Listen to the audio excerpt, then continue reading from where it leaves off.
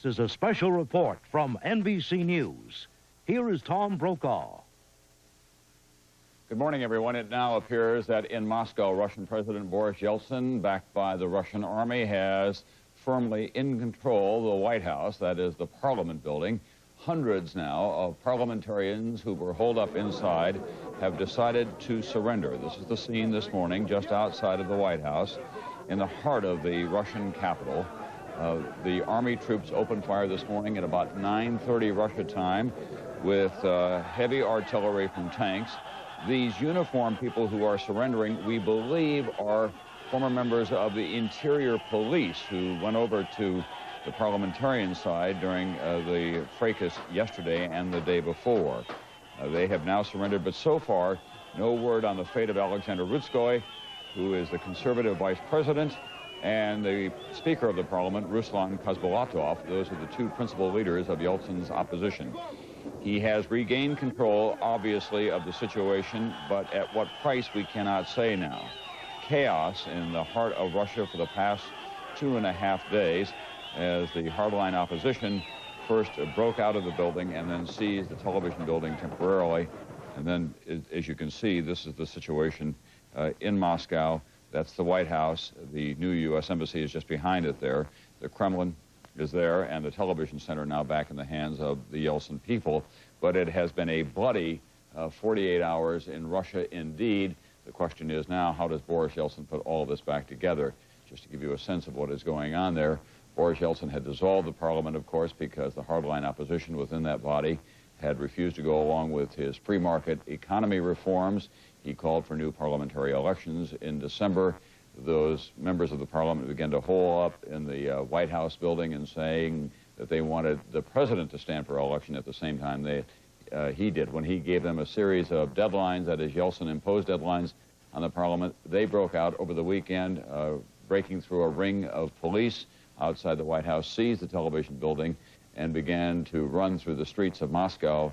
Yeltsin called in elite troops and heavy armor, and now he has the situation back under control, but it's a fragile hold indeed that he has on the Russian capital. We'll have continuing coverage of this very important story throughout the morning on this NBC station, and of course I'll see you tonight on NBC Nightly News with a complete wrap-up. This has been an NBC News Special Report.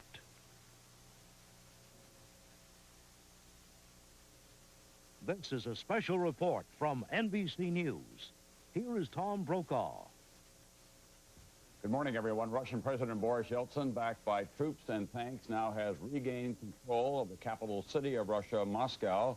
Hundreds of people have surrendered from inside the White House, that's the Parliament building, where Yeltsin's hardline opposition has been holed up after a bloody weekend of fighting at several locations in Moscow. Earlier claims that some 500 may have been killed inside the White House now are said to be exaggerated. How many died, we cannot say, nor do we know the exact location at this hour of Vice President Rutskoy or Parliament Speaker Khasbulatov, who are the two principal opponents of Boris Yeltsin. We do not know whether they are in custody or whether they are negotiating the terms of their surrender. Standing by now, where it is coming on in early evening, is NBC News. Is it a lot quieter now, Rick? Yeah, Tom, it is. A heavy late afternoon artillery assault on the Russian parliament seemed to convince even the most die-hard defenders and fanatics of Yeltsin that it was time to quit, to just give up. The slow trickle of men coming out under white flags turned into long lines. The 300 included the rebel members of parliament, their supporters, and the ragtag militia trying to protect them. They had suffered much. There were big losses, mostly among that poorly armed militia. It was an uneven fight here from the very first moments of the attack early this morning until the very end.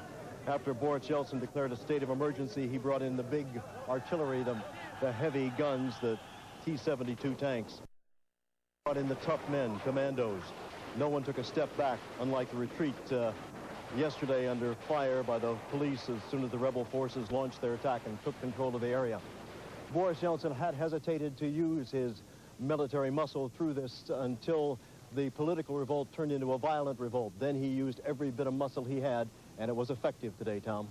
Rick, can you give us a sense of what the people on the streets of Moscow are saying about all this?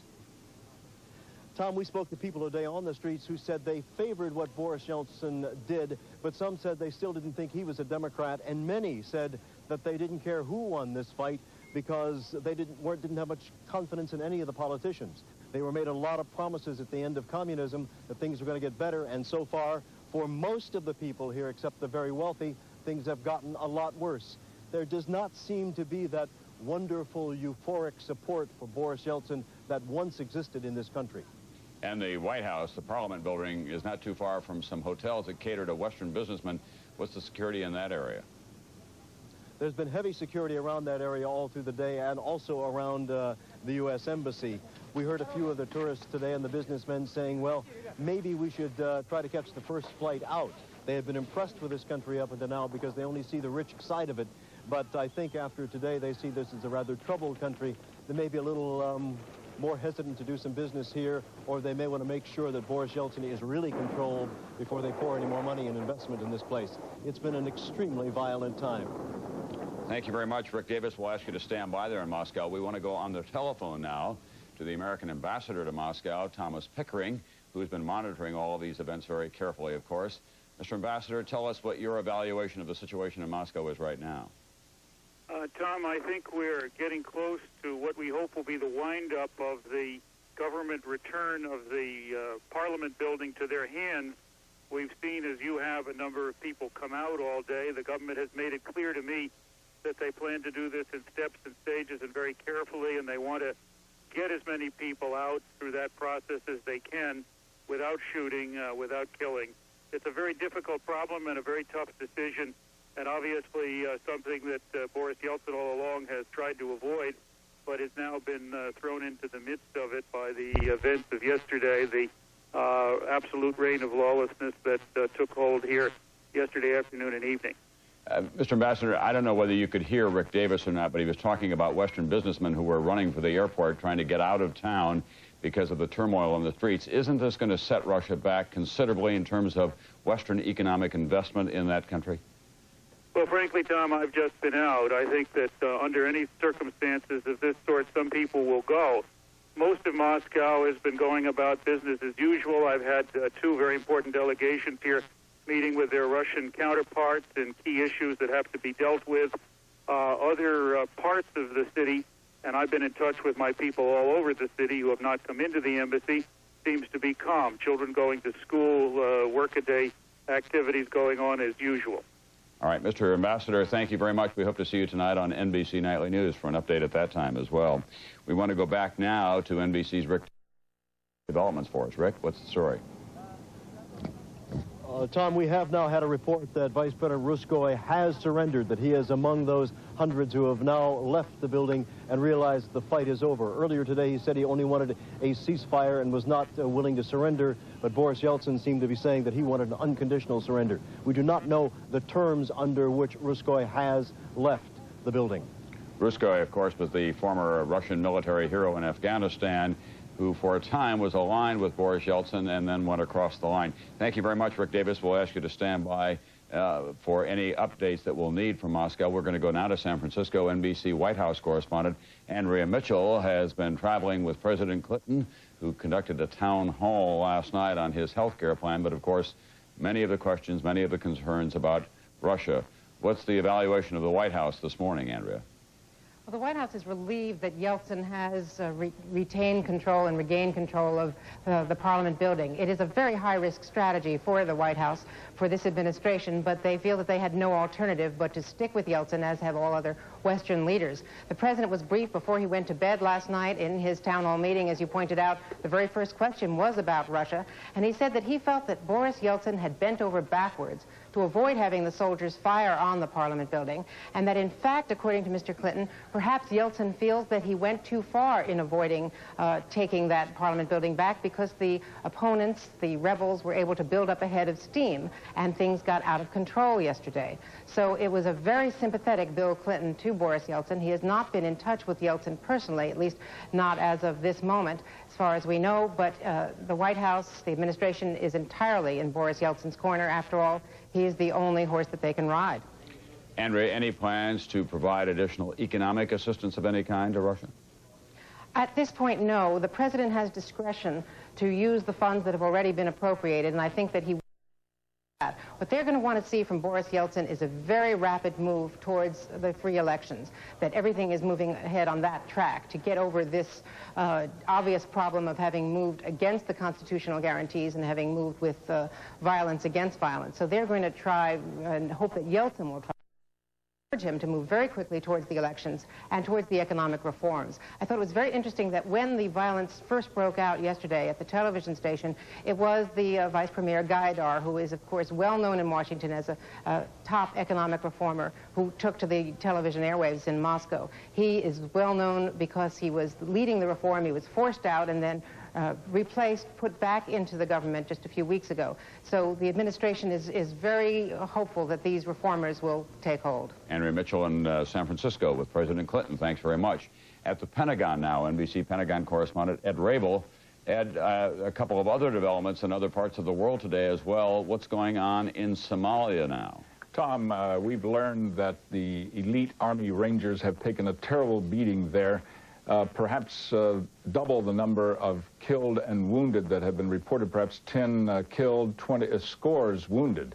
In addition to that, a number of the Army elite Rangers is missing and presumed to be held captive. At least one of the Rangers appears on a distributed by the captors. Consequently, we've learned that expected to deploy hundreds of more forces to Somalia, special commando forces, special operations forces, and heavy armor. Right now, forces in Somalia are without armor, and they need the M1A1 main battle tank of the United States, plus the Bradley fighting vehicles to do the job there. Ed, just review for us how the Rangers got involved in this fight. Was this another operation against Muhammad Adi, the warlord?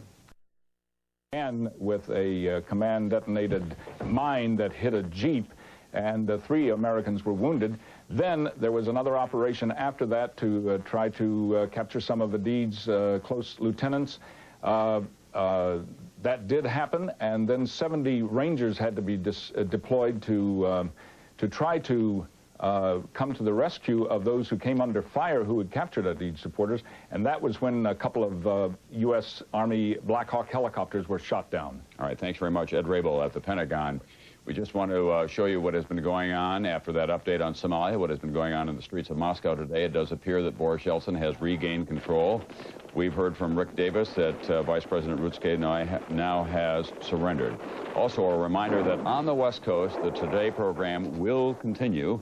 And for the rest of the country, we'll have continuing updates on this and other situations on this NBC station. This has been an NBC News Special Report.